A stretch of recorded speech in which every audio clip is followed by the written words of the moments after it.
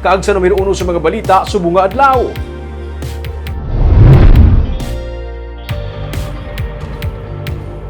Ginanunsyo sa Department of Transportation nga subugod sa Nobyembre 4 pagkakakso na ang mga plastic nga barriers sa sulod sa mga depasahero nga salakyan pangutsuno sa ila wala man sa medical study nga nagapakita nga makapugong ini sa pagpanglaton sa COVID-19.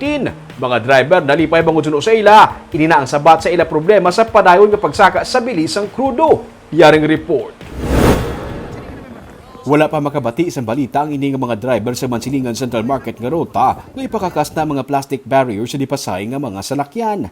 May sugiran nun lang nga nagalapta nga suno sa ila kung tuod gid man para sa ila ineng sabat na sa ila reklamo kag pinitensya. Parehos na lang kay June Villaganas, sang wala pa nagasunod-sunod ang saka sa bilisang krudo, makapatugong siya sang 400 pesos sa kada adlaw. Pero subong, naga 800 na ang iya nga ginatugong sa kada adlaw. 200 pesos o kung wala gid sa may mapauli kung kisa. Gani para sa iya, dako nga bulig nga makakas na mga barrier, bisan hindi na mapatuman ang saka sa plete nga ila ginapangayo. Drivers, mapasaka plete kay pati nakamal sa krudo. Hindi man sila makapasaka sa plete kay pigado mo. Pigado mo tatanan mga pasahero, pigado man. Di mas mayo nga kakso na lang ang barriere. Wa mangyapon na epekto.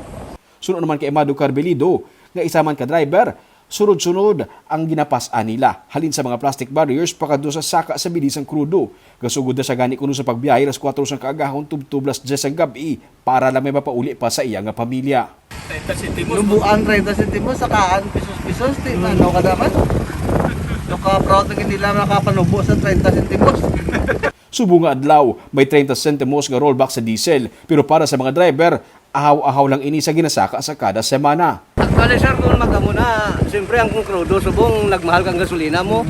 Di limitado mga po ng pasahero na mo tungod wala klase or nano no. Pero actually kung wala na siya barrier, mas bintahan sa amon kay instead nga ang pasahero nga hindi namon makuha lang namon. Sumugod Nobyembre 4, ipakakas na ang barrier suno sa DOTR. Bangod wala man sa medical findings nga nagasiling nga makapugong ini sa pagpanglaton sa COVID-19.